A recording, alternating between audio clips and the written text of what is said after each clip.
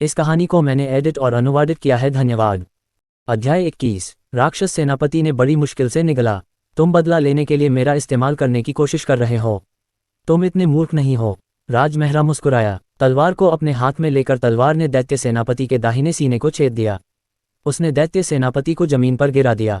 राजमहरा ने विनम्रतापूर्वक कहा, ठीक से रास्ता दिखाओ, वरना तुम एक भयानक मौत मरोगे। अजय निषेध और सम्राट क्षेत्र की साधना के साथ राजमहरा किसी भी प्रतिद्वंद्वी से नहीं डरते थे। दूसरे पक्ष ने बच्चों को नुकसान पहुंचाने की बार बार कोशिश करके राजमहरा की सीमा पार कर दी थी। चूंकि उन्होंने कार्रवाई की थी, इसलिए वह 10,000 दैत्य साम्राज्य में जाकर मूल कारण को खत्म कर सकता था। दैत्य सेनापति ने चौंक कर ऊपर देखा। राजमहरा की आंखों में एक जानलेवा नजर थी। यह आदमी बहुत निर्दयी है। दानव सेनापति ने मन ही मन सोचा। राजमहरा की अवज्ञा करने की हिम्मत न होने के कारण वह केवल सहमत हो सकता था। मैं तुम्हें वहां ले चलूंगा। राजमहरा ने सिर हिलाया। उसने सबसे पहले दानव सेनापति से अन्य तीनों की लाशों से छुटकारा पाने के लिए कहा। इसके बाद उसने पूरे कक्ष की सुरक्षा के लिए एक जटिल भूलभुलैया सरणी संरचना बनाई। इस मोहक संरचना को एमरल्ड विजन कहा जाता था और यह प्राचीन काल से चली आ रही थी। हालांकि यह घातक नहीं थी, लेकिन मोहक संरचना के मामले में यह निश्चित रूप से शीर्ष पायदान पर थी। इस संरचना की सुरक्षा के साथ यह गारंटी दे सकता था कि कोई भी बेडरूम में प्रवेश नहीं कर सकता। उसकी 4 बेटियों को अब कोई खतरा नहीं होगा। जब दानव सेनापति ने राजमहरा को इतनी जटिल संरचना बनाते हुए देखा तो वह और भी हैरान हो गया। उसे लग रहा था कि आज रात के बाद 10,000 दानव साम्राज्य में भारी बदलाव आएगा। राजमहरा के डर के कारण दानव सेनापति कुछ और कहने की हिम्मत नहीं जुटा पाया और तुरंत राजमहरा को बाहर ले आया। समय बचाने के लिए राजमहरा ने दानव सेनापति को काबू में किया और अपनी पूरी ताकत लगाकर दिव्य गति कंगन को अंजाम दिया। रास्ते में वह बिजली की गति से सीधे 10,000 दानव साम्राज्य की ओर भागा। यह आदमी वास्तव में एक दानव है। दानव सेनापति बार बार राजमहरा की बातों से हैरान था और अंत में अपने दिल में यह वाक्य चिल्लाने से खुद को नहीं रोक पाया। जब वे 10,000 दानव साम्राज्य में पहुंचे तो राजमहरा ने दानव सेनापति के नेतृत्व में दानव महल का स्थान पाया। श्रीमान राज, मैंने आपको यहाँ लाने की पूरी कोशिश की है। क्या आप मुझे अब जाने दे सकते हैं? दानव सेनापति ने विनती की। राजमहरा ने ठंडे स्वर में कहा, चूंकि तुम मेरी बेटियों को नुकसान पहुंचाना चाहते थे, तो क्या तुम्हें लगता है कि तुम अब भी जीवित रह सकते हो? नहीं। जैसे ही दानव सेनापति ने ये शब्द कहा, राजमहरा ने उसका सिर काट दिया। तलवार को दूर रखने के बाद राजमहरा बहुत तेजी से दानव महल में घुस गया। दानव भगवान का मुख्य हॉल। आखिरी आत्मा दीपक भी चला गया। अंशुमान ने भौहें सिकोड़ी। इसका मतलब है कि हमारे द्वारा भेजे गए 4 दानव सेनापति सभी मर गए हैं। अगस्त्य ने शांत भाव बनाए रखा। पहले 3 लगभग एक ही समय में गिर गए और आखिरी व्यक्ति बहुत समय बाद ही मरा। तुम क्या सोचते हो? अंशुमान ने एक पल के लिए सोचा और कहा, मेरे हिसाब से वे किसी शक्तिशाली व्यक्ति से मिले होंगे और इस शक्तिशाली व्यक्ति की ताकत उनकी ताकत से कहीं ज्यादा है। अगर ऐसा है तो पहले 3 लोग उसके हमलों का विरोध करने में असमर्थ थे और जल्दी ही मर गए। अगस्त्य ने पूछा, आखिरी व्यक्ति के बारे में क्या? अंशुमान, आखिरी व्यक्ति ने अपने प्रतिद्वंद्वी को बुरी तरह घायल करने के लिए एक्सट्रीम एबिस डेमन स्वॉर्ड का इस्तेमाल किया होगा और फिर उसके साथ भयंकर युद्ध किया होगा। हालांकि दूसरा पक्ष गंभीर रूप से घायल था, फिर भी उसकी ताकत असाधारण थी। अंत में उसने हमारे आखिरी डेमन जनरल को मार डाला। अगस्त्य मुस्कुराया। मुझे भी ऐसा ही लगता है। 4 डेमन जनरलों की मृत्यु के समय के साथ अगस्त्य को लगा कि केवल यही कारण समझ में आता है।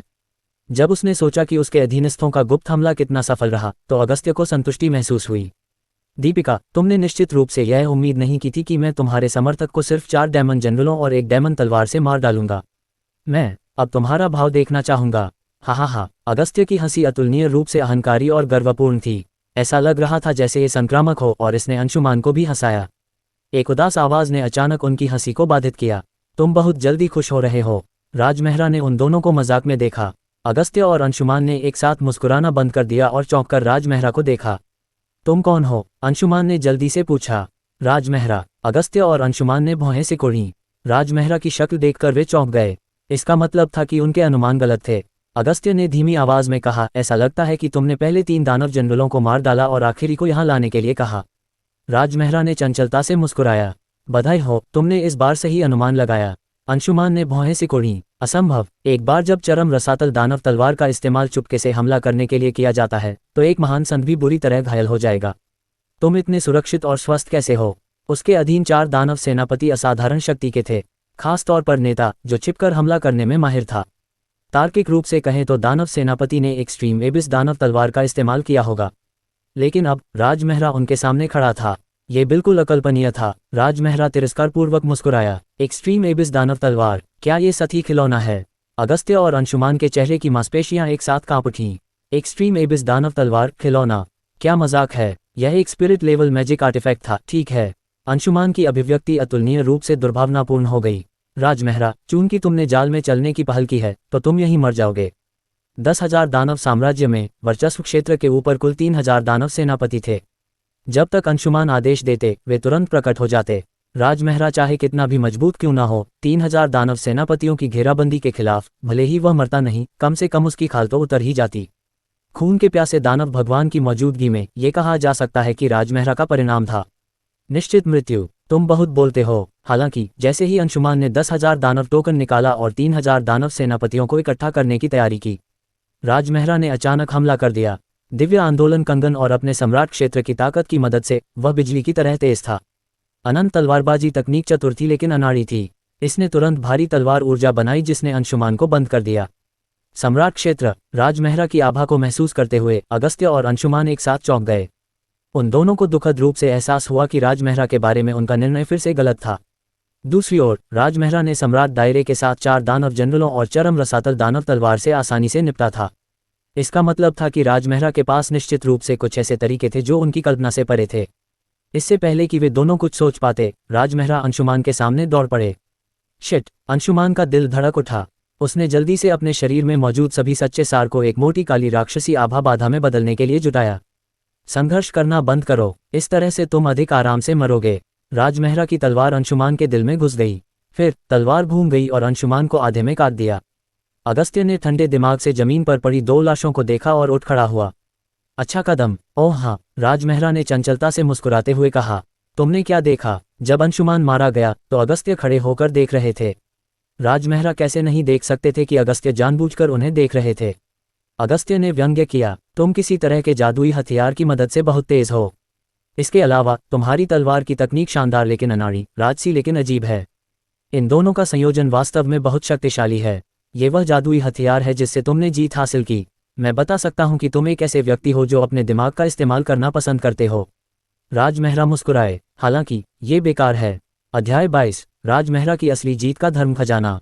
दिव्य आंदोलन कंगन या तलवार कौशल बिल्कुल नहीं था, यह अजेय निषेध था। अजेय निष्क्रिय रक्षात्मक कौशल के साथ कोई भी उसे चोट नहीं पहुंचा सकता था, उसे मारना तो दूर की बात है। यही जीत की कुंजी थी। ठीक है, बेशक राजमहरा इस रहस्य को किसी को नहीं बताएगा, इसलिए अगस्त्य की यह धारणा राजमहरा के लिए अर्थहीन और हास्यास्पद थी। यह उपयोगी है या नहीं, ये तय करना आपके हाथ में नहीं है। अगस्त्य के चारों ओर राक्षसी आभा फैल गई, क्योंकि रक्त दानव शक्ति की एक किरण आकाश में उड़ गई। एक समृद्ध रक्त लाल प्रकाश ने अंतरिक्ष को घेर लिया, जिससे किसी की आत्मा अनियंत्रित रूप से कांपने लगी। ये देखकर राजमहरा की आंखें ठंडी हो गईं। वह रक्त दानव शक्ति से बेहद परिचित था। रक्त दानव शक्ति जिसने क्रिस्टल पैलेस में घुसने की कोशिश की थी और उसे उसके द्वारा पीटा गया था, वह बिल्कुल वैसी ही थी जैसी उसके पहले थी। ऐसा लगता है कि आज रात आना मेरा सही फैसला था। अपराधी अगस्त्य को खोजने के बाद राजमहरा ने उसे राख में बदलने का फैसला किया। उसने बार बार अपनी बेटियों को चोट पहुंचाने की कोशिश की थी, इसलिए बदला लेना अतिशयोक्ति नहीं होगी। उफ्टिल्ड, खूनी रोशनी फूट पड़ी। अगस्त्य ने अपनी पूरी ताकत से मूलहीन दानव तकनीक को सक्रिय किया, जिससे असीम रक्त दानव शक्ति एक विशाल खोपड़ी में परिवर्तित हो गई। मर जाओ। रक्त के रंग की खोपड़ी द्वारा बनाए गए शक्तिशाली मानसिक दमन ने 1000 मीटर के भीतर के स्थान को कांपने पर मजबूर कर दिया। क्या यही है? राजमहरा ने अपनी पूरी ताकत से राक्षस आध्यात्मिक भावना को क्रियान्वित किया। प्राचीन भगवान का मानसिक दबाव खोपड़ी में जा घुसा। धमाका! इस टक्कर के तहत रक्त के रंग की खोपड़ी टुकड़े टुकड़े हो गई। अगस्त्य को अपने सिर में एक जोरदार धमाका महसूस हुआ और उसकी दृष्टि धुंधली हो गई। अगर उसकी नींव मजबूत न होती तो शायद इस बार वह इस झटके से बेहोश हो जाता। फिर भी यह अभी भी भयानक लग रहा था। वह कांप उठा और एक कदम पीछे हट गया। उसके नथुने और मुंह के कोने से खून टपक रहा था। असंभव, असंभव! वह केवल एक सम्राट क्षेत्र साधक है। उसके पास महान संत स्तर की आध्यात्मिक समझ कैसे हो सकती है? अगस्त्य को आखिरकार समझ में आ गया कि राक्षस आध्यात्मिक समझ कितनी भयानक थी। उसकी मूलहीन दानव तकनीक पहले से ही अर्ध संत स्तर पर थी, लेकिन प्राचीन भगवान की आध्यात्मिक समझ के सामने यह अभी भी अतुलनीय रूप से कमजोर लग रही थी। उसे अविश्वास का एहसास हुआ कि यह विशाल आध्यात्मिक समझ वास्तव में सम्राट क्षेत्र साधक राजमहरा से आई थी। आध्यात्मिक समझ को सहन करने के लिए एक शक्तिशाली व्यक्ति की आवश्यकता होती है। किसी व्यक्ति की आध्यात्मिक भावना की शक्ति आमतौर पर उसके साधना स्तर के बराबर होती है। सम्राट क्षेत्र के साधक की आध्यात्मिक भावना सम्राट क्षेत्र के साधना स्तर के अनुरूप होती है। अगर अगस्त्य जैसे राक्षसी प्रतिभा वाले व्यक्ति हों तो वे सम्राट क्षेत्र की अपनी साधना का उपयोग अधसंत स्तर की आध्यात्मिक भावना विकसित करने के लिए कर सकते हैं। हालांकि ये पहले से ही सीमा थी। महान संत मानसिक शक्ति ऐसी चीज नहीं थी जिसे सम्राट क्षेत्र का साधक सहन कर सके। हालांकि राजमहरा की उपस्थिति ने अगस्त्य की समझ को पूरी तरह से उलट दिया। यह आदमी वास्तव में अथाह है। अगस्त्य ने अपने दिल में असहाय होकर आह भरी। क्या आपके पास अभी भी कोई तुरुप का पत्ता है? राजमहरा ने शांति से कहा। अगर नहीं तो मैं हमला करूंगा। राजमहरा, पागल मत बनो। अगस्त्य ने गुस्से में अपने दांत पीस लिए। लाखों शैतानी आभा उमड़ी और हजारों काली खोपड़ियों में बदल गई। रहस्यमय राक्षसी पथरून अगस्त्य के शरीर पर टिके रहे। तीव्र राक्षसी आभा ने पूरे दानव महल को असीम निराशा में डुबो दिया। चलो देखते हैं कि क्या तुम मेरे हमले को रोक सकते हो। स्वर्गीय दानव / अंतहीन राक्षसी आभा 100 फुट लंबी राक्षसी तलवार बनाने के लिए एकत्र हुई। तलवार के साथ एक होने की गति के साथ अगस्त्य एक भ्रामक आकृति में बदल गया और दानव तलवार के साथ एक हो गया। मर जाओ। काली रोशनी की एक लकीर शक्तिशाली रूप से उतरी। धमाका। हालांकि राजमहरा के शरीर पर विशाल दानव तलवार के फटने के बाद राजमहरा बिल्कुल भी नहीं हिला। उस भयानक राक्षसी आभा में एक हत्या का इरादा था जो स्वर्ग और पृथ्वी को चीर कर रख दिया, लेकिन ये राजमहरा के सिर का एक बाल भी नहीं काट सका। ये कैसे संभव है? इस बार अगस्त्य पूरी तरह से निराश था। जब सम्राट क्षेत्र के साधक का पूरा बल राजमहरा पर पहुंचा तो वह हवा के झोंके की तरह था। इसका क्या मतलब था? अगस्त्य को लगा कि यद्यपि वह 10,000 वर्षों तक जीवित रहा था, इस बार उसका विश्व दृष्टिकोण वास्तव में उलट गया था। राजमहरा अचानक उठ खड़ा हुआ और अगस्त्य के दिल पर वार किया। उसके सुंदर चेहरे पर एक जानलेवा भाव था। यहाँ तक कि रक्तपिपासु दानव भगवान को भी अपनी रीढ़ की हड्डी में ठंडक महसूस हुई। तुमने गलत व्यक्ति को नाराज कर दिया, समझे? राजमहरा ने अपनी तलवार निकाली और अगस्त्य को जमीन पर पटक दिया। मैं ये बर्दाश्त नहीं कर सकता कि कोई मेरी बेटियों को नुकसान पहुंचाए। दुर्भाग्य से तुम मुझे क्रोधित करने में सफल हो गए, तो मैं तुम्हें इतनी आसानी से मरने नहीं दूंगा। राजमहरा ने तलवार हटा दी और अपने हाथों को आपस में जोड़कर रहस्यमय स्वर्ण मुद्रा बना ली। तुम क्या कर रहे हो? अगस्त्य चौंक गया। उसे लगा कि राजमहरा के हाथ में स्वर्ण मुहर उसकी आत्मा को छीन रही है। राजमहरा थोड़ा मुस्कुराया। इसे दानव दमन संरचना कहा जाता है।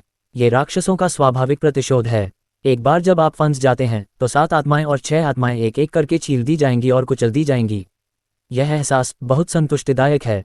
ऐसा कहने के बाद राजमहरा ने अगस्त्य पर स्वर्ण मुहर फेंकी। उफ्टिल्ड। स्वर्ण प्रकाश फूट पड़ा। एक बेलनाकार संरचना ने तुरंत अगस्त्य को अपने भीतर फंसा लिया। फिर संरचना में अनगिनत स्वर्ण ग्रंथ प्रकट हुए। वे अगस्त्य के शरीर पर लगातार बहते ज्वार की तरह थे। दूसरी ओर अगस्त्य इतने दर्द में था कि वह चाहता था कि वह मर जाए और उसने एक दयनीय चीख निकाली। कुछ ही देर बाद उसकी 7 आत्माएं और 6 आत्माएं उसके शरीर से अलग हो गईं। दुखद दृश्य ने किसी के सिर में सिहरन पैदा कर दी। राजमहरा ने जाने से पहले कुछ देर तक शांति से देखा। अगस्त्य निश्चित रूप से मर चुका था और उसके मरने के बाद 10,000 दानव साम्राज्य जल्दी ही खत्म हो जाएगा। हालांकि यह अब ऐसा कुछ नहीं था जिसके बारे में राजमहरा सोचता था। वह जो करना चाहता था वह मास्टरमाइंड अगस्त्य को मारना था और अपनी बेटियों को एक शांतिपूर्ण घर वापस करना था। जीवन, राजमहरा, अगर मैं मर भी जाऊं तो भी तुम्हारे लिए यह आसान नहीं होगा।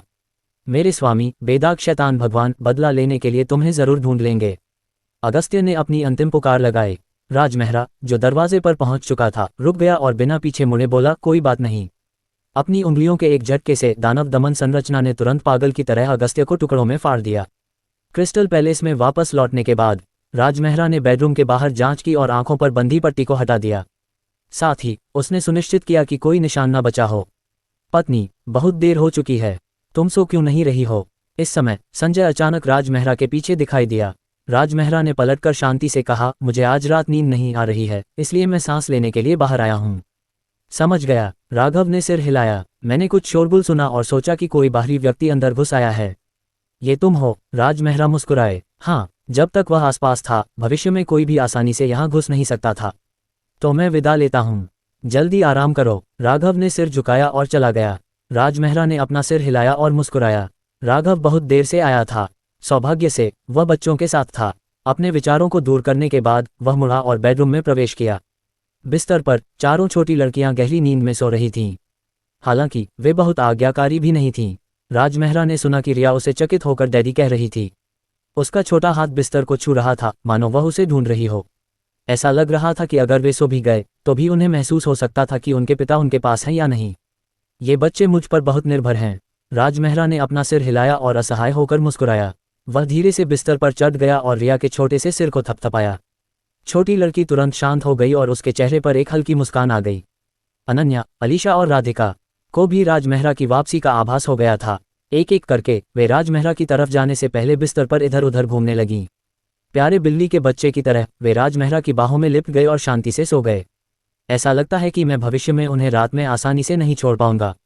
राज मेहरा ने ये देखा और उसका दिल नर्म हो गया। अध्याय 23। रहस्यमय बर्फ महल के मुख्य हॉल में दीपिका बर्फ फीनिक्स दिव्य सिंहासन पर सीधी बैठी थी और प्रसन्न भाव से लोगों को देख रही थी। बधाई हो, मुझे उम्मीद नहीं थी कि एक रात के बाद 10,000 दानव साम्राज्य के राजा अंशुमान वास्तव में मर जाएंगे। ये सही है। जहां तक उनके समर्थक रक्तपिपासु दानव भगवान का सवाल है, वह चले गए हैं। ऐसा लगता है कि उनका भी बुरा हाल हुआ। इससे वास्तव में उत्तरी रहस्यवादी स्वर्ग को मदद मिली। मुझे आश्चर्य है कि किस शक्तिशाली व्यक्ति ने उन्हें मार डाला। जब उसने खुशनुमा माहौल देखा तो दीपिका के मुंह के कोनों पर एक हल्की मुस्कान फैल गई। अंशुमान की मृत्यु और रक्तपिपासु दानव भगवान का गायब होना वास्तव में 10,000 दानव साम्राज्य के लिए एक बड़ा झटका था। उत्तरी रहस्यवादी स्वर्ग के लिए यह एक सुखद समाचार था। हालांकि दीपिका ने इसे सिर्फ देखा ही नहीं था। उसने अपनी मुस्कान वापस खींची और सख्ती से कहा, हालांकि अंशुमान मर चुका है, लेकिन उत्तरी रहस्यवादी स्वर्ग और स्वर्गीय दानव क्षेत्र के बीच संघर्ष अभी खत्म नहीं हुआ है। मैंने 10,000 दानव साम्राज्य को खत्म करने तक फिर से सेना भेजने का फैसला किया है। सोंगयान और अन्य लोग हैरान थे। महाराज, चूंकि 10,000 दानव साम्राज्य अपनी रीढ़ खो चुका है और अब हमारे उत्तरी रहस्यवादी स्वर्ग के लिए कोई खतरा नहीं है, तो हमें सेना क्यों भेजनी चाहिए? महाराज, मुझे चिंता है कि अगर हम बार बार स्वर्गीय दानव क्षेत्र में सेना भेजेंगे तो लोग सोचेंगे कि उत्तरी रहस्यवादी स्वर्ग बहुत ज्यादा युद्ध भूखा है। कुछ पुराने अधिकारी भी थे जो दीपिका से असंतुष्ट नहीं थे, जिन्होंने खुले तौर पर और गुप्त रूप से दीपिका का युद्ध भूखा होने के लिए मजाक उड़ाया। उनकी शंकाओं का सामना करते हुए दीपिका ने शांति से कहा, 2 कारणों से मैंने फिर से सेना भेजने का फैसला किया। सबसे पहले, स्वर्गीय दानव क्षेत्र बेचैन है। अगर हम इस समय 10,000 दानव साम्राज्य को खत्म करने के लिए अपनी सेना नहीं भेजते हैं तो यह अनिवार्य रूप से दानव कबीले को ये सोचने पर मजबूर कर देगा कि हम बहुत कमजोर हैं। दूसरा, मैं 10,000 दानव साम्राज्य को खत्म करना चाहता हूं, लेकिन निर्दोषों को मारना नहीं चाहता। अगर हम स्वर्गीय दानव क्षेत्र के लोगों को 10,000 दानव साम्राज्य के लिए लड़ने देते हैं तो मुझे डर है कि पूरा 10,000 दानव साम्राज्य अनंत काल के लिए अभिशप्त हो जाएगा। जैसे ही उसने बात की, वह इस फीनिक्स दिव्य सिंहासन से उठ खड़ी हुई और अपनी पीठ के पीछे एक हाथ रखकर भीड़ की ओर देखा। उत्तरी रहस्यमय स्वर्ग को हल्के में नहीं लिया जा सकता। 10,000 दानव साम्राज्य को खत्म करना दुनिया को यह दिखाना है कि हम कैसे काम करते हैं। क्या आपको कोई आपत्ति है? उसके उचित शब्दों से मंत्री अवाक रह गए। वे सभी घुटने टेक कर झुक गए। महाराज बुद्धिमान हैं। दीपिका ने हल्के से सिर हिलाया। ये देखते हुए कि सेनाएं भेजी जाने वाली थी, उसने आज जल्द से जल्द सरकारी काम निपटाने और अपनी 4 बेटियों से मिलने जाने की योजना बनाई। हालांकि मैं एक अच्छी मां नहीं हूं, लेकिन मैं बेहतर बनने के लिए कड़ी मेहनत भी कर रही हूं। जब उसने अपने बच्चों के बारे में सोचा तो दीपिका ने एक दुर्लभ कोमल भाव प्रकट किया। दक्षिण रहस्यवादी स्वर्ग शाही महल के पिछवाड़े में शानदार सुनहरे कपड़ों में 2 आदमी कांच के क्रिस्टल टेबल पर एक दूसरे के सामने बैठे थे। बाईं ओर के व्यक्ति के सिर पर लाल बाल और हरी आंखें थीं। वह दक्षिण रहस्यवादी स्वर्ग का सम्राट राहुल वसु था। उसके सामने वाला आदमी 1000 पंखों की बालियों की एक जोड़ी पहने हुए था। यह उसका सहयोगी वंश था जो टेरा स्वर्ग से शाही राजकुमार था। उन दोनों ने अपने गिलास उठाए और अमृत का प्याला पिया। वंश ने प्याला नीचे रखा और कहा, भाई राहुल, क्या तुमने 10,000 दानव साम्राज्य के बारे में सुना है? बेशक, राहुल वासु ने बिना किसी हिचकिचाहट के सिर हिला दिया। मुझे आश्चर्य है कि दीपिका को वास्तव में ऐसी अच्छी चीज का सामना करने के लिए किस तरह की किस्मत मिली होगी। हाँ, वंश के सुंदर चेहरे पर एक भयावह भाव दिखाई दिया। मुझे लगा कि रक्तपिपासु दानव भगवान कुछ करतब दिखाएगा। मुझे उम्मीद नहीं थी कि वह हवा में गायब हो जाएगा। तो क्या आप जानते हैं कि कल रात 10,000 दानव साम्राज्य में क्या हुआ था? राहुल वासु ने बहुत पहले ही 10,000 दानव साम्राज्य में खुफिया एजेंट भेजे थे। हालांकि अब तक खुफिया कर्मियों को कोई सुराग नहीं मिला था। अंशुमान के शरीर के 2 हिस्सों को जनता के सामने जारी किए जाने के अलावा कोई अन्य सुराग नहीं था जो किसी को संदिग्ध होने की ओर इशारा करता हो। वंश ने अपना सिर हिलाया। कोई नहीं जानता कि कल रात क्या हुआ था। राहुल वासु ने एक गहरी सांस ली और आह भरी। भूल जाओ, अगर हमें दीपिका से निपटना है तो हमें खुद पर भरोसा करना होगा। वंश ने सहमति में सिर हिलाया। ये सही है। पिछली बार हमने उसे बाजी पलटने दी थी। हमें अगली बार पूरी तरह तैयार रहना होगा। अगर तुम कोई कदम नहीं उठाते तो कोई बात नहीं, लेकिन एक बार जब तुम कदम उठा लेते हो तो तुम्हें दीपिका को मारना ही होगा। राहुल वासु ने सिर हिलाया। उसने भी ऐसा ही सोचा। 4 साल पहले उसने और वंश ने अर्ध सम्राट क्षेत्र के 12 आत्मघाती योद्धाओं को दीपिका को मारने के इरादे से भेजा था। अप्रत्याशित रूप से यह महिला वास्तव में स्थिति को बदलने में सफल रही। न केवल उसकी साधना का आधार रातों रात काफी बेहतर हो गया था, बल्कि वह उत्तरी रहस्यवादी स्वर्ग में वापस आ गई थी और सिंहासन पर कब्जा कर लिया था। यह मामला हमेशा राहुल वासु के दिल में एक कील की तरह था जिससे वह नफरत में अपने दांत पीसता था। और उसके और दीपिका के बीच की दुश्मनी की बात करें तो इसकी शुरुआत 6 साल पहले उनकी पहली मुलाकात से हुई होगी। उस समय राहुल वासु दीपिका की सुंदरता की प्रशंसा करता था और उसके पिता के माध्यम से उससे शादी का प्रस्ताव रखने के लिए हर तरह के तरीके आजमाता था। हालांकि दीपिका उस पर फिदा नहीं थी और बार बार उसे बेरहमी से ठुकराती रही। राहुल वासु उसे पा नहीं सका और जैसे जैसे समय बीतता गया उसके दिल में नफरत का बीज बोया गया। बेशक ये केवल एक पहलू था। उसे दीपिका से शादी करने का कारण ये था कि साउथ मिस्टिक हेवन और नॉर्थ मिस्टिक हेवन का वातावरण एक जैसा था। वे दोनों बर्फीले स्थान थे। राहुल वासु को राजगद्दी मिलने के बाद वह हमेशा अपने क्षेत्र का विस्तार करना चाहता था। उसका पहला लक्ष्य नॉर्थ मिस्टिक हेवन था जो साउथ मिस्टिक हेवन से बहुत मिलता जुलता था। लेकिन ऐसा नहीं हुआ। दीपिका की निर्दयता के कारण राहुल वासु को सबसे कम कीमत पर नॉर्थ मिस्टिक हेवन पर कब्जा करने का मौका खोना पड़ा। इसलिए उसने बदला लेने के लिए दीपिका से निपटने के लिए टेरा हेवन के शाही परिवार के साथ सेना में शामिल हो गया। अपनी योजना को उजागर होने से बचाने के लिए उसने सभी योजनाओं को गुप्त रूप से अंजाम दिया। हाल ही में मैंने पहले ही गुप्त रूप से दानव कबीले से संपर्क किया है। वे ब्लैक ईगल बैटल गॉड को भेजेंगे। दीपिका के 10,000 दानव साम्राज्य पर हमला करने के बाद हम उसे आधे रास्ते में घात लगाएंगे। राहुल वासु ने ठंडे स्वर में मुस्कुराया। जब तक हम दीपिका को मार देते हैं हमारी सेना मार्च करके मिस्टिक आइस पैलेस को गिरा सकती है। वंश गर्व से मुस्कुराया। ठीक है। चांद पश्चिम में अस्त हो रहा था। अपनी बेटियों के साथ खाना खाने के बाद राजमहरा चारों लड़कियों को नहाने के लिए ले गया। अनन्या और बाकी चारों जैद से बने बाथटब में एक साथ पानी में भीगे हुए थे। जब राजमहरा ने उनके बाल और शरीर धोए तो छोटी लड़कियां बेचैन हो गईं। अनन्या लगातार पानी उठाकर अपने चेहरे पर मारती रहती। पानी के छींटे फूलों की पंखुड़ियों और कई कीमती मसालों की खुशबू लेकर आते थे। दूसरी ओर रिया और अलीशा अपनी पिंडलियों को झुलाती रहीं और बाथटब में पानी को आसमान में उछालती रहीं। सबसे शरारती व्यक्ति स्वाभाविक रूप से राधिका थी। ये छोटी लड़की वास्तव में 9 पंखों वाले मेढक की तरह पानी में तैर रही थी जिससे पानी हर जगह छलक रहा था। चूंकि राजमहरा उन्हें नहलाना चाहता था इसलिए वह स्वाभाविक रूप से पानी के छींटे से बच नहीं सकता था। जब उन्होंने देखा कि राजमहरा भी भीग गया है तो छोटी लड़कियां बहुत उत्साहित हो गईं। हाँ, डैडी के बाल भीग गए हैं। मैंने अभी अभी डैडी की आस्तीन भी गीला कर दी। कितना मज़ा, कितना मज़ा। डैडी देखो, मैं 9 पंखों वाला मेढक बन गया हूँ। अपनी बेटियों को खिलवाड़ करते देख राजमहरा हंसी और आंसू के बीच फंस गया। तुम्हें फिर से डैडी पर पानी डालने की अनुमति नहीं है, नहीं तो मैं तुम्हें मारूंगा। राजमहरा केवल उन्हें धमका सकता था। हालांकि ये बेकार था। अनन्या और बाकी सभी जानते थे कि उनके पिता वास्तव में उन्हें डांटेंगे नहीं। वह उन्हें डरा रहे थे। ये छोटी लड़कियां वास्तव में होशियार हैं। राजमहरा असहाय होकर मुस्कुराया। अगर वह उनसे निपटना चाहता तो वह वास्तव में सरल तरीकों का उपयोग नहीं कर सकता था। शरारती बच्चों की देखभाल करना तुम्हारे लिए बहुत मुश्किल रहा है।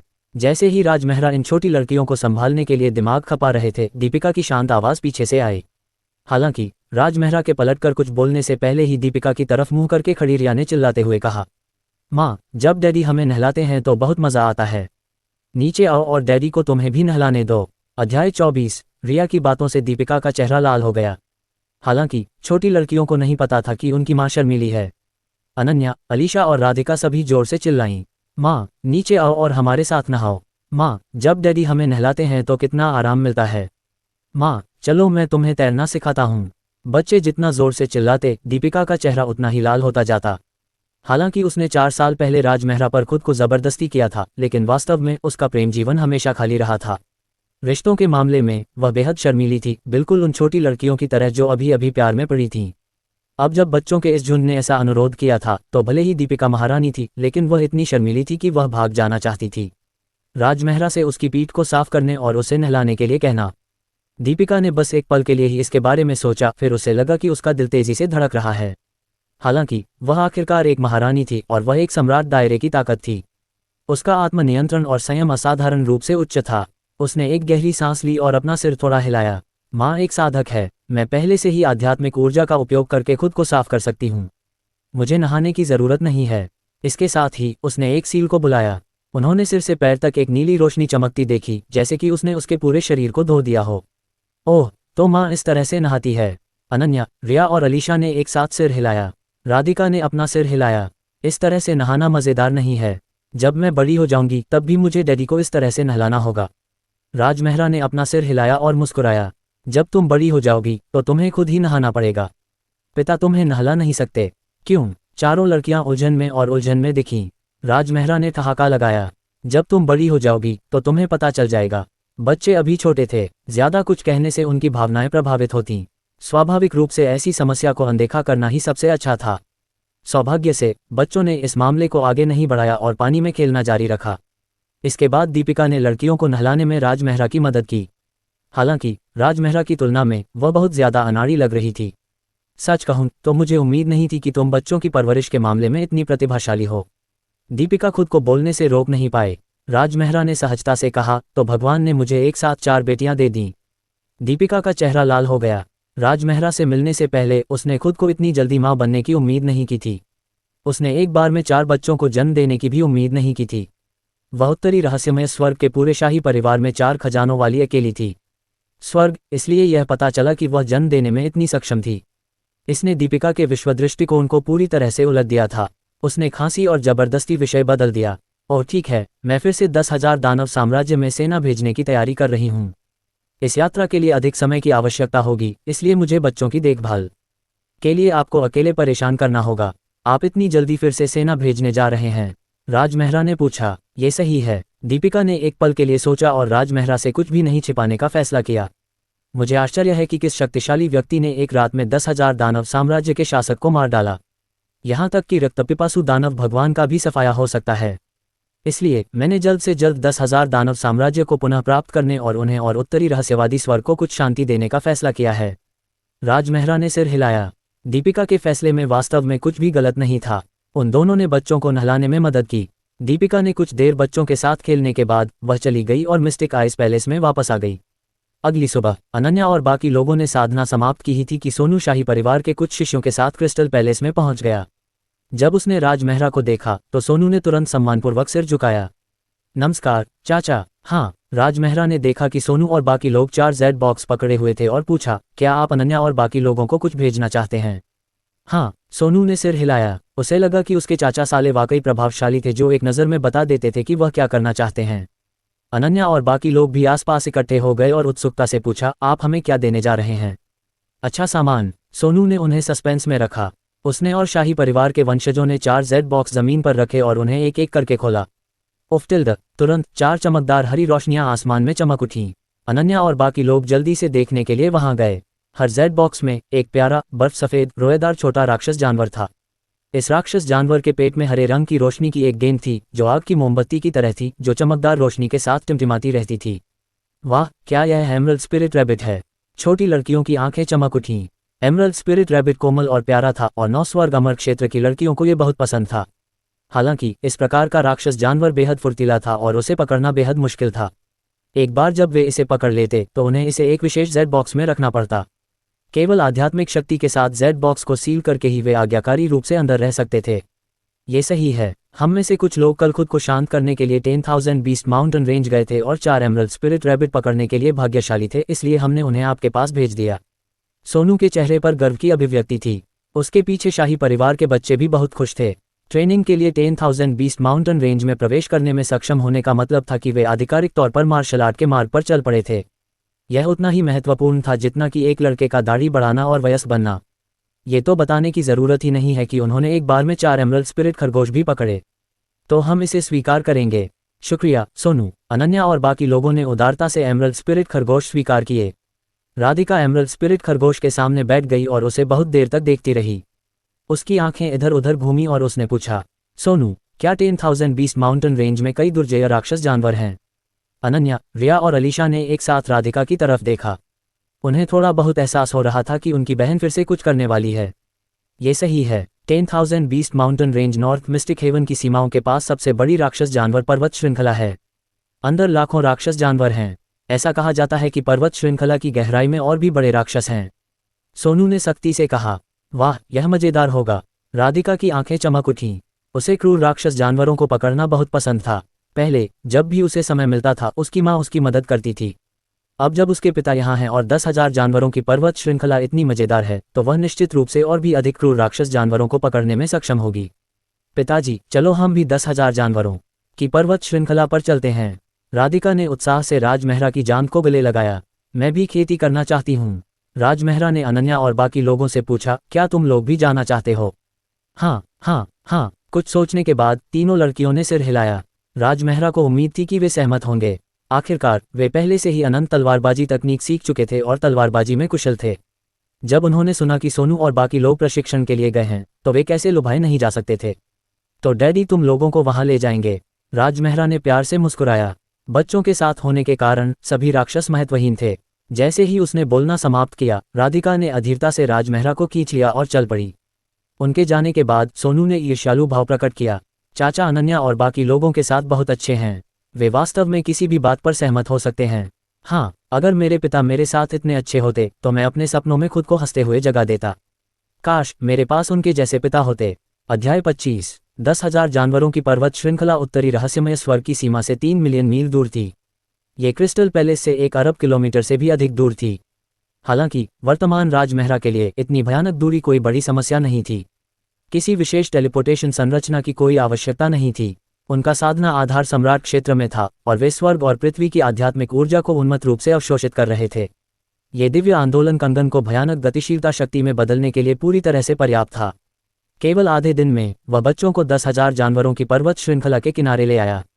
उन्होंने चारों ओर देखा। ये पर्वत श्रृंखला जहां तक नजर जाती थी फैली हुई थी। यह ऊंचे पहाड़ों, सुंदर पहाड़ों और शानदार पहाड़ों से भरी हुई थी। दूर से भी वे अभी भी पर्वत श्रृंखला से समय समय पर बहने वाली राक्षसी हवा को महसूस कर सकते थे। ये जगह बहुत बड़ी है। वास्तव में बहुत सारे राक्षस जानवर हैं। अनन्या और बाकी लोगों की आंखें उत्साह से चमक उठीं। राजमेहरा मुस्कुराए और जल्दी से बच्चों को बादलों के बीच से 10,000 जानवरों की पर्वत श्रृंखला में ले आए। जटिल भूभाग के कारण उनके लिए अब उड़ना उपयुक्त नहीं था। राजमेहरा उन्हें उठाकर जमीन पर ले गए। चारों छोटी लड़कियों ने तुरंत अपनी लंबी तलवारें निकाली और सावधानी से चारों ओर देखा। राजमेहरा ने अपनी बेटियों के हाव भाव देखे और खुद को मुस्कुराने से रोक नहीं पाए। ये छोटी लड़कियां काफी सक्षम थीं। अनन्या, क्या तुम जानती हो कि राक्षस जानवरों की श्रेणियों के बीच कैसे अंतर किया जाता है? चूंकि वे बच्चों को प्रशिक्षण के लिए यहाँ लाए थे, इसलिए राजमेहरा को स्वाभाविक रूप से यह सुनिश्चित करना था कि उन्हें मूल बातें पता हों। अनन्या ने सिर हिलाया। माँ ने कहा कि राक्षस जानवरों का स्तर उनकी पुतलियों में प्रकाश के घेरे से निर्धारित होता है। पहले चरण में प्रकाश का 1 चक्र है, दूसरे चरण में 2 चक्र हैं और इसी तरह आगे भी। बड़े राक्षस जानवर सामान्य राक्षस जानवरों से ज्यादा शक्तिशाली होते हैं। उनकी पुतलियां सुनहरी होती हैं। ऐसे राक्षस जानवर सेनापति हैं जो बड़े राक्षस जानवरों से भी ज्यादा शक्तिशाली होते हैं। उनकी पुतलियां बैंगनी सोने की होती हैं। राजमेहरा ने सिर हिलाया। ठीक कहा। रिया, अलीशा और राधिका ने जल्दी से अपने हाथ ऊपर उठाए। पिताजी, हम भी इस बारे में जानते हैं। हाँ, तुम सभी डैडी की होशियार बेटियां हो। राजमेहरा ने देखा कि बच्चे फिर से उसके पक्ष में लड़ रहे थे, इसलिए बेशक उसे उन सभी को संतुष्ट करना था। दहाड़। राजमेहरा और बच्चे पहले ही जंगल में चले गए थे। अचानक एक आसमान हिला देने वाली दहाड़ सुनाई दी। राजमेहरा ने देखा कि उसके दाहिने हाथ की हवा कांप रही थी और एक बहुत बड़ी काली रोशनी झाड़ी से निकलकर उसके सामने आ गिरी। 10 फीट लंबा राक्षस जिसके सिर पर काले फर और तीखे सींग थे, उसने राजमेहरा और बच्चों को देखते हुए अपने दांत दिखाए। जब उन्होंने उसकी आंखों में रोशनी का घेरा देखा तो चारों छोटी लड़कियां चौंक गईं। हे भगवान, 9वीं कक्षा का राक्षस जानवर! वाह, ये बहुत शक्तिशाली है। मुझे बहुत डर लग रहा है। पिताजी, इसे मारो। चारों छोटी लड़कियां जल्दी से 2 समूहों में अलग हो गईं और राजमेहरा की जान को एक साथ गले लगा लिया। राजमेहरा खुश हो गया। जब वे अभी जंगल में दाखिल हुईं तो ये चारों लड़कियां अभी भी लड़ने के जोश से भरी हुई थीं। यह उलटफेर बहुत तेज था। डरो मत, डैडी इसे तुरंत भगा देंगे। राजमेहरा ने अपनी बेटियों को दिलासा दिया और लापरवाही से एक पेड़ की टहनी उठा ली। उसने अपना असली सार प्रसारित किया और पेड़ की शाखा को बाहर फेंक दिया। धमाका। पेड़ की शाखा अंगूठे जितनी मोटी, सम्राट दायरे की असली ऊर्जा में लिपटे तोप के गोले की तरह बाहर निकली। ये बिजली की तरह तेज और शक्तिशाली और अजेय थी। इससे पहले कि टियर 9 आयरन लान राक्षस अपने सदमे से उबर पाता, उसे अपने सीने में दिल दहला देने वाला दर्द महसूस हुआ। फिर वह इस पेड़ की शाखा के प्रभाव में उड़ गया और पलक झपकते ही 1000 फीट पीछे उड़ गया। वाह, कितना बढ़िया! अनन्या और बाकी लोगों ने सदमे में अपने मुंह ढक लिए। जैसी कि उम्मीद थी, उनके पिता सबसे योग्य व्यक्ति थे। राधिका ने जल्दी से राजमेहरा को खींच लिया। पिताजी, जल्दी से हमें ये देखने के लिए ले आओ कि यह मर गया है या नहीं। वैसे भी उनके पास उनके पिता थे। वे इस बड़े बदमाश आयरन लान से बिल्कुल भी नहीं डरते थे। ठीक है, चलो चलते हैं, देखते हैं। राजमेहरा ने अपनी चारों बेटियों का हाथ पकड़ा और उस दिशा में चल पड़ा जहां लोहे का शेर राक्षस गायब हो गया था। इस समय जंगल की गहराई में एक अजीब गहरे पीले रंग की रोशनी धीरे धीरे हवा में घूम रही थी। हर मोड़ के साथ रोशनी और भी मोटी होती जा रही थी। ऐसा लग रहा था जैसे ये प्रकाश अंतरिक्ष की एक कुंजी है जो धीरे धीरे एक स्थानिक द्वार खोलने के लिए घूम रही थी। प्रकाश से कुछ ही दूरी पर लगभग 20 लोग इकट्ठे हुए थे। वे अलग अलग रंग के वस्त्र पहने हुए थे और उनकी पोशाकें बहुत अलग थीं। वे अलग अलग संप्रदायों से आए हुए लग रहे थे। ऐसा कहा जाता है कि इस रहस्यवादी क्षेत्र में एक अत्यंत दुर्लभ दीर्घायु फूल है। ये फूल एक उच्च श्रेणी की सेंट टियर गोली है। यह आपकी आध्यात्मिक जड़ का पुनर्निर्माण कर सकता है और आपकी आध्यात्मिक जड़ की कई विशेषताओं को भी सक्रिय कर सकता है। हर कोई, चलो आज अपनी क्षमताओं का प्रदर्शन करें और निष्पक्ष रूप से प्रतिस्पर्धा करें। एक काले वस्त्र पहने, दाढ़ी वाले आदमी ने कर्कश आवाज में कहा। वह नौस्वर्ग अमर क्षेत्र में क्रिम्सन निम्बस ग्रेट स्वॉर्ड संप्रदाय के संप्रदाय नेता थे, मनीष पटेल। चूंकि वह शिष्यों को प्रशिक्षण देने के लिए पूरे साल 10,000 जानवरों की पर्वत श्रृंखला में रहता था, इसलिए कहा जा सकता है कि वह यहाँ के कुछ रहस्यवादी क्षेत्रों से परिचित था। इसी तरह कुछ अन्य मार्शल आर्ट पावरहाउस और क्रिम्सन निम्बस हेवन भी यहाँ के रहस्यवादी क्षेत्र को अपने हाथों की तरह जानते थे। उनके सामने रहस्यवादी क्षेत्र खुलने से पहले ही लोगों का एक बड़ा समूह यहाँ इकट्ठा हो गया था। इस तथ्य के कारण कि महान तलवार संप्रदाय के मनीष पटेल आत्मा चरण के मध्य चरण में थे, उनकी ताकत असाधारण थी। इसके अलावा महान तलवार संप्रदाय के 50,000 शिष्य थे। वे क्रिम्सन निम्बस हेवन में काफी प्रसिद्ध थे। उपस्थित लोगों में से कोई भी उनके सुझाव पर आपत्ति नहीं करना चाहता था। आखिरकार रहस्यवादी क्षेत्र एक छोटी सी बात थी। बिना किसी कारण के महान तलवार संप्रदाय जैसे संप्रदाय को नाराज करने और खुद के लिए परेशानी पैदा करने की कोई जरूरत नहीं थी। इसके अलावा उपस्थित सभी लोगों के लिए अपनी क्षमता के अनुसार निष्पक्ष प्रतिस्पर्धा करना सबसे अच्छा था। मुझे खेद है सभी लोग, आप अन्य चीजें छीन सकते हैं, लेकिन मुझे दीर्घायु फूल चाहिए। इस समय सफेद बालों वाले एक सफेद वस्त्रधारी बूढ़े व्यक्ति ने सभी के लिए 5 शिष्यों को लाया। मनीष पटेल ने थोड़ा सा भौहें सिकोड़ी। पवन चंद्र संप्रदाय के संप्रदाय गुरु ऋषि। जो व्यक्ति आया था वह क्रिम्सन निम्बस संप्रदाय के संप्रदाय गुरु ऋषि ताल था। वहां 90,000 से अधिक पवन चंद्र संप्रदाय के शिष्य थे और ऋषि ताल एक स्पिरिट स्टेज शिखर मंच के पावरहाउस थे। वह वर्चस्व क्षेत्र से केवल एक कदम दूर था। चाहे व्यक्तिगत हो या समग्र शक्ति, वे मनीष पटेल के विशाल तलवार संप्रदाय से कहीं आगे निकल गए। उपस्थित कुछ लोगों का उल्लेख नहीं करना चाहिए जो मनीष पटेल की तरह नहीं थे। ऋषि ताल की दबंग आभा को महसूस करते हुए उपस्थित सभी लोगों ने अपना सिर नीचे कर लिया और कुछ नहीं बोला। Spirit stage pinnacle stage powerhouse की ताकत वहां मौजूद सभी को गिराने के लिए काफी थी। इस समय अगर कोई भी ना कहता तो वह निश्चित रूप से अपने लिए बहुत बड़ी मुसीबत खड़ी कर लेता। कौन? ऋषि ताल ने अचानक भौहें सिकुड़ी और बगल की घास में एक तेज दबाव पड़ा। एक पतली सी आकृति तेजी से भागती हुई बाहर आए। वह लगभग 18 से 19 साल की थी और उसने थोड़ी पुरानी नीली ड्रेस पहनी हुई थी। उसके नाजुक, गोरे और अंडाकार चेहरे पर एक जोड़ी लंबी, सुडौल भौहें कसी हुई थीं, मानो वह ऋषि ताल के दबाव का सामना नहीं कर पा रही थी। तुम घास में छिपकर क्यों सुन रही थी? ऋषि ताल ने विनम्रतापूर्वक पूछा। लड़की का नाम सीता था और उसने जल्दी से अपना सिर हिलाया। मैं नहीं सुन रही थी। तो तुम क्या कर रही हो? ऋषि ताल आक्रामक था। सीता ने एक पल के लिए संकोच किया और कहा, हम रहस्यवादी क्षेत्र के खुलने का इंतजार करेंगे और फिर प्रवेश करेंगे। ओह सच में? तुम रहस्यवादी क्षेत्र में क्यों प्रवेश करना चाहती हो? ऋषि ताल थोड़ा तिरस्कारपूर्ण था। उसने बहुत स्पष्ट रूप से देखा कि सीता की शक्ल बहुत कमजोर थी और वह निश्चित रूप से कोई मार्शल आर्टिस्ट नहीं थी। सीता ने अपनी मुट्ठियां भींच लीं और अपने होंठ काट लिए। उसने हिम्मत जुटाई और कहा, मैं दीर्घायु फूल पाना चाहती हूँ।